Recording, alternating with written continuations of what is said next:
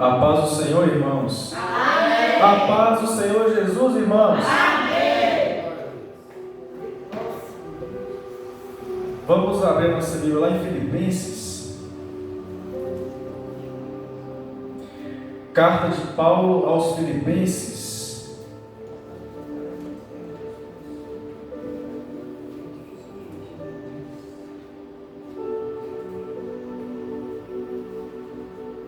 Capítulo 1, versículo 21.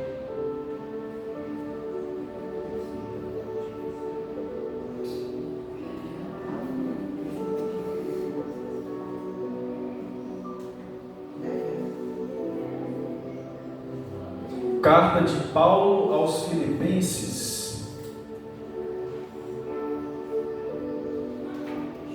capítulo 1,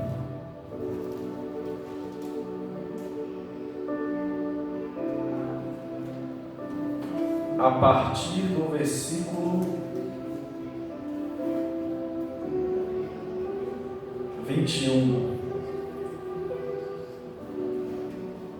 Quem encontrou, diga amém. Amém. Porque para mim o viver é Cristo e o morrer é ganho. Mas se o viver na carne me der fruto da minha obra, não sei, então o que devo escolher? Mas de ambos os lados estou em aperto, tendo o desejo de partir e estar com Cristo, porque isto é ainda muito melhor. Amém? Amém. Graças te dou, meu Deus e meu Pai, por mais uma vez, ó Pai, nos abençoar e nos dar essa oportunidade, meu Deus, de juntos estarmos reunidos para glorificar, para exaltar, para enaltecer o santo nome do Senhor Jesus Cristo. Nesse momento, meu Deus, eu peço a atuação do teu Santo Espírito, que Ele possa adentrar essa casa, que Ele possa entrar nesses corações, que Ele possa, ó Pai, preparar o ambiente para receber a Tua palavra. Ó Pai, que o Senhor possa operar em cada irmão que entrou aqui, e que a palavra, ó Pai, a pregação, ela sirva para a edificação dos irmãos, ela sirva para a nossa evolução. E o meu pedido, ó Pai, é que o Senhor nos capacite para fazer tudo isso com ordem e decência, como diz a Tua palavra, que nós devemos fazer tudo com ordem e decência. Então nos capacite, ó Pai, cada dia mais, para fazer conforme o Senhor se agrada, para agradarmos unicamente o Senhor. Essas coisas, ó Pai, eu peço em nome de Cristo Jesus. E a tua igreja diz? Amém. Glória a Deus. Toma seu assento, irmãos, aplaudindo ao Senhor Jesus. Irmãos, eu não sei se é do conhecimento de todos, mas algumas cartas que Paulo escreveu, ele escreveu quando ele ainda estava na prisão. E como são profundas as cartas que Paulo escreveu quando ele estava na prisão. Filipenses foi escrita quando Paulo estava preso em Roma. Então esse trecho que nós acabamos de ler é uma carta de quando Paulo estava na cadeia. Ele era um presidiário quando ele escreveu essas palavras. E quando eu paro, irmãos, para analisar esse texto, não de maneira direta, mas Paulo aqui, ele demonstra um aspecto muito importante acerca do que é a conversão, de como alguém que tem a mente de Cristo, ele pensa. E ao falar de conversão, nós precisamos relembrar o que significa isso. A conversão é quando o Espírito Santo de Deus, ele te regenera. O Espírito Santo de Deus, essa obra da regeneração, essa obra é dele. Então ele atua no homem, ele regenera o homem. Nesse momento você nasce de novo, você se torna uma nova criatura. Você crê em Jesus Cristo e você não é mais escravo do pecado. Porque o Espírito Santo de Deus, ele planta em você uma nova e viva esperança, que é a esperança que você tem da vida eterna. Porém, o problema é que você não vê a conversão. Você não vê a conversão. Você não consegue contemplar a conversão com seus olhos. Você não consegue assistir uma conversão. E por quê? Porque a conversão, irmãos, é um processo interno. A conversão, ela ocorre dentro do homem. Então você não pode ver, os seus olhos, eles não podem contemplar. Mas, mesmo que os seus olhos, eles não podem contemplar uma conversão, existem sinais de uma conversão verdadeira. Existem sintomas que você pode observar. Então você não vê a conversão em si, você não tem o poder de assisti-la, mas você pode observar os sinais. E os sinais de uma verdadeira conversão, eles só se manifestam naquele que se converteu de verdade. Os sinais, eles não serão manifestos nas pessoas que pensam que converteram.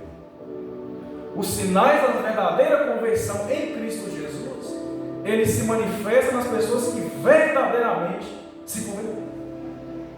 E um sinal da conversão, irmãos, quando uma pessoa ela se converte de verdade, quando essa pessoa ela é um verdadeiro convertido, o primeiro sinal notável é o mundo ele perde valor. Quando uma pessoa se converte de maneira verdadeira, sincera, um dos sinais que acompanha a vida dessa pessoa é que o mundo para ela perde valor. Antes de você ser convertido, você valoriza as coisas do mundo. Você dá valor para as coisas mundanas. Antes da conversão, o mundo ele te atrai. Ele é atrativo ao homem. Antes você é apaixonado pelo mundo. Você é amigo. Antes de você passar pelo processo de conversão, as coisas do mundo, elas te seduzem. Elas são agradáveis aos olhos. Antes do Espírito Santo submeter você ao processo de conversão, a verdade, irmãos, é que você ama o mundo. Antes disso, nós somos fascinados pelas coisas do mundo antes da conversão. Antes da conversão, as pessoas parecem que hipnotizadas. Estão sob um processo de hipnose, presas, cegas. Mas, depois de convertido, você percebe esse sinal. Porque depois da conversão, você não enxerga mais o mundo tal como ele é. O mundo, ele permanece o mesmo. Quem mudou foi você. Porque ainda que ele permaneça o mesmo, você enxerga de outra forma. E por quê? Porque você tem a mente de Cristo. E a mente de Cristo, ela faz com que você enxergue o mundo com outros olhos, com outra ótica, a partir de outro ângulo. E nesse momento, você desvaloriza o mundo. O mundo, ele se deprecia. O mundo, ele perde valor. O mundo, ele perde importância. O mundo, ele cai no seu conceito. Você não se prende mais às coisas materiais. Você não se sente preso mais a essas coisas. O mundo, ele não te seduz mais. Ele não é tão sedutor. Você passa a enxergar ele de outra maneira. Ele não é mais tão envolvente. Você não se envolve mais por essas coisas. Esse é o sinal da conversão. É notável isso. Porque o mundo é o mesmo, mas você mudou. E as coisas, elas já não são mais como eram antes. Mas se diante de tanta pregação, diante de tanta exortação, diante de tanto conselho, tanto ensino, tanto estudo, tanta exposição à palavra de Deus, tanta abordagem que Deus te aborda, o mundo ele continua te atrair da mesma forma. Você se envolve do mesmo jeito que envolvia, como sempre se envolveu. Depois de tudo isso, o mundo ainda te seduz para as mesmas coisas, te leva para o mesmo buraco. Eu tenho um conselho para te dar: se arrependa, se converta, porque se o mundo até hoje, se a maneira como você enxerga o mundo até hoje, ela não mudou, você não se converteu. Se você se seduz pelo mundo, se você se atrai pelo mundo, se você ainda fica envolvido com as coisas do mundo, como se nada tivesse mudado, você pode ter certeza, você não se converteu. Você precisa de uma palavra chamada transformação. Você precisa ser regenerado pelo Espírito Santo de Deus. Você necessita nascer de novo. Não é normal. Não é natural que você, sendo uma nova criatura, se atraia pelas mesmas coisas, se prenda pelas mesmas coisas. Eu sou convertido. Não é convertido. Não se iluda em relação a essas coisas. A essa altura do campeonato, se você já fosse convertido, você levaria a obra de Deus a sério. Você trataria com seriedade as coisas de Deus, se caso você fosse convertido. Se a sua conversão ela fosse verdadeira, você se dedicaria mais. Você faria mais. Você estaria mais disponível e você se esforçaria muito mais. Agora, se você não faz, você não se converteu. Você precisa buscar a sua conversão, você não se converteu. Porque os sinais, eles são, irmãos, notáveis. E eu não sei se é o seu caso. Eu não sei, sinceramente, se é o seu caso. Mas tal como existe um sinal para os convertidos, existe um sinal para aqueles que ainda não se converteram. E qual é esse sinal? O não convertido, ele se dedica às coisas do mundo. Ele não é dedicado para as coisas de Deus. Para as coisas de Deus não é dedicado, mas para o mundo ele é. Ele se dedica ao dinheiro. Ele se dedica ao trabalho. Mas, enquanto ele se dedica ao mundo, as coisas de Deus ficam de lado. Esse é o retrato da pessoa não convertida.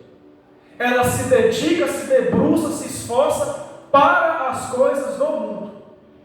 Enquanto as coisas de Deus, irmãos, elas permanecem de lado. Esse é um sinal da pessoa que não se converteu. Ela dá atenção para as coisas do mundo e as coisas de Deus ficam de lado. Você vê uma pessoa assim, você pode saber, não se converteu.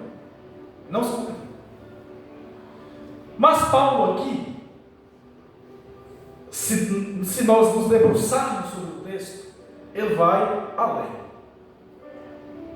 Ele vai de uma maneira ainda mais profunda sobre os sinais de alguém que se converteu de fato. E quando você lê, irmãos, quando a gente lê o que Paulo fala aqui, você pode ter duas reações distintas sobre o que ele vai falar aqui agora. Ou você vai ouvir o que ele falou e você vai assinar embaixo, você vai concordar, Você vai se identificar com o que ele está falando. Ou você vai achar que o que ele está falando aqui é loucura.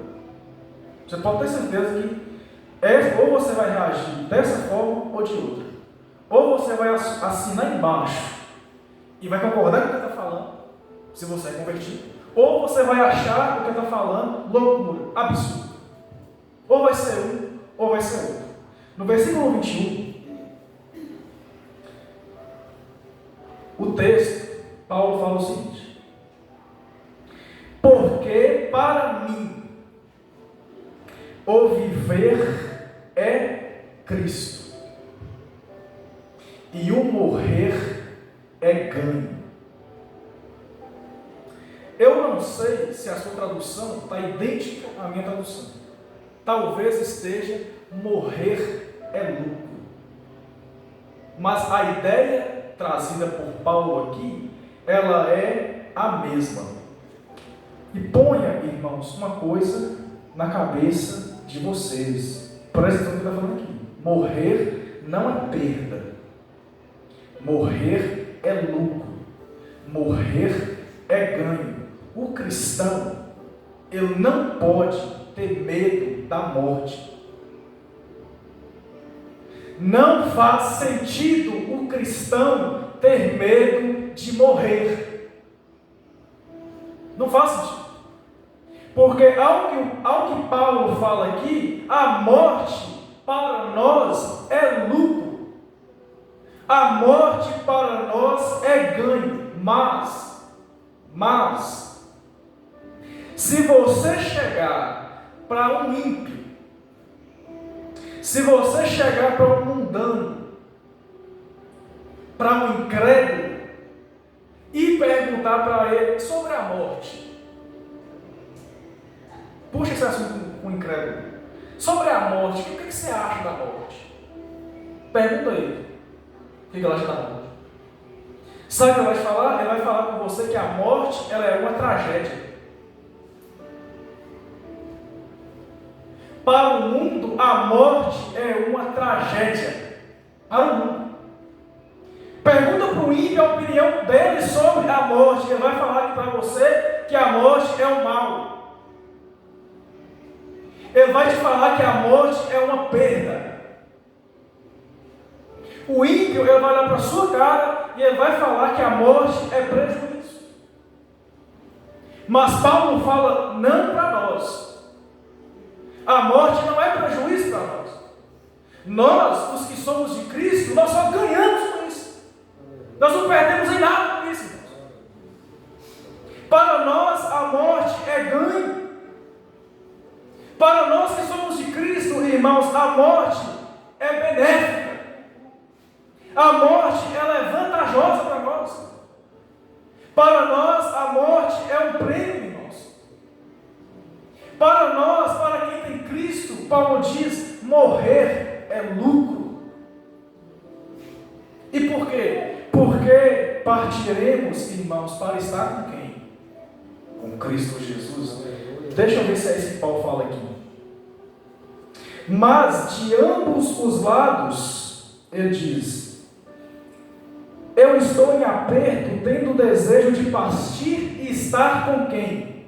E estar com Cristo Jesus. Porque, irmãos, muito melhor que a vida nesse mundo é partir para estar com Cristo Jesus. É melhor do que a vida aqui. Partir e estar com Cristo, irmãos, é melhor do que a vida aqui. Mas eu quero chamar a sua atenção para que a gente possa ler com calma o versículo 22. Porque no versículo 22, ele vai trazer uma realidade muito importante. Mas, se o viver na carne me der fruto da minha obra,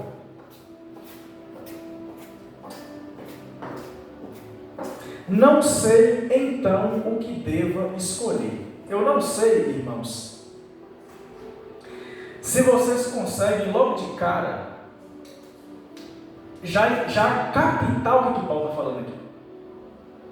É por isso que é importante ler os textos com calma, para não passar nada.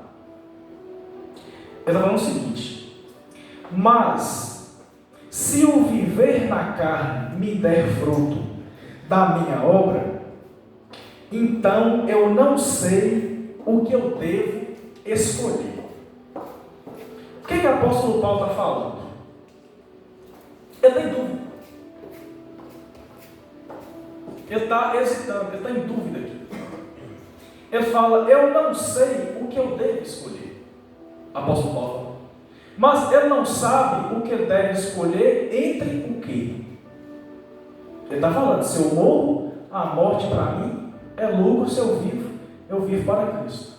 Todavia, eu não sei o que eu devo escolher. Paulo é um convertido. Paulo é um convertido que tem intimidade com Deus. E o que é que Paulo está falando? Eu não sei se eu quero viver ou morrer. Paulo, o apóstolo de Cristo, ele está falando com os filipenses e, consequentemente, para nós, que ele não sabe se ele quer viver ou se ele quer morrer. Essa é a indecisão de Paulo. E isso, irmãos, é um sinal. Isso é um sintoma da conversão. Por quê? Porque esse homem, irmãos, ele já rompeu completamente com o mundo. O mundo para esse homem já não faz a menor diferença. Perceba que ele está hesitando se ele deve viver. Se eu viver, eita, vamos Filipenses, se eu viver, irmãos, se eu morrer, eita, vamos. Eu não sei o que eu devo escolher. É um homem, irmãos, que está completamente desgarrado. Desgarrado. É um homem que já não tem mais vínculo com esse mundo. Não tem vínculo mais do que o mundo. Ele não sabe se eu morrer, se eu viver, irmãos, para mim tanto faz. Isso é conversão, irmãos. É você desgarrar desse mundo sujo que já não ali. E ele já está num nível tão desgarrado que já não faz mais questão de viver. Para ele viver ou morrer, tanto faz. Ele não tem, irmãos, mais nenhuma afeição pelo mundo. Não tem afeição nenhuma mais pelo mundo. E isso, irmãos, é um sintoma de quê? Da conversão. Da conversão. É você se desassociar disso. É você não se prender mais. Essas coisas não te envolvem mais. A ponto de você fazer pouca questão se você vive aqui ou não vive. Isso é um sinal claro, irmãos, de uma conversão. Não tem peso nenhum mais. O problema é que quando você começa a caminhar pelo texto, as afirmações de Paulo, elas ficam mais absurdas. À medida que nós caminhamos pelo texto, as afirmações que ele faz ficam mais absurdas. E cada vez mais parece loucura, mas não é. Tá? Hoje eu estou avisando vocês que o que Paulo fala aqui parece loucura, mas não é. É a realidade espiritual de um cristão. No versículo 23, preste atenção nisso. No versículo 23, ele vai falar o seguinte: mas de ambos os lados eu estou em aperto. Ele está descrevendo o dilema que ele está vivendo. De ambos os lados eu estou em aperto. E olha o que ele fala aí. Tendo o desejo de quê? De partir. Prestem atenção no que o apóstolo de Jesus está falando, irmãos. Mas de ambos os lados eu estou em aperto. Por quê? Porque eu tenho o desejo de partir. Irmãos, isso é loucura. Isso é loucura para o mundo. Isso é um completo absurdo para o mundo, irmãos. O que é que Paulo está falando aqui, irmãos? Partir significa o quê? Significa o quê, irmãos? Mas isso não faz sentido. Isso não faz sentido. O apóstolo de Jesus está falando que ele tem desejo de morrer. De morrer. Isso é um símbolo. Isso é um sinal de quê? Da conversão. Isso é um sintoma da conversão. ele tem desejo de morrer e estar com Cristo Jesus. Ou seja, não é que ele só não tem medo da morte. Não é isso. É que ele tem o desejo de morrer. Ele diz, eu vou repetir, eu tenho o desejo de morrer. E por quê? Ele explica. Porque para os cristãos a morte significa partir e estar com Cristo. Então, quando você caminhar em intimidade com Jesus, quando você se aproximar mais do seu Criador, à medida que você estreita relacionamento com Cristo Jesus, pode ser que você tenha vontade de morrer. Pode ser que você tenha vontade de morrer, como aconteceu com o apóstolo Paulo. Ou seja, irmãos, Paulo nos ensina algo valioso aqui. O que Paulo nos ensina aqui, irmãos, é uma coisa muito valiosa. Que é o que? O cristão, irmãos, ele deve ter desprezo pelo mundo. O cristão verdadeiro, ele deve desprezar as coisas do mundo. O mundo, ele jaz no maligno. E o mundo que jaz no maligno, ele tem que ter o que nós? Desprezo. Esse homem está demonstrando que ele despreza o mundo, ele tem desprezo. Isso é um sinal de conversão. Os cristãos estão amando demais o mundo, irmãos. Os cristãos estão se apaixonando demais pelo mundo, irmãos. Essa não é nossa sina, irmãos.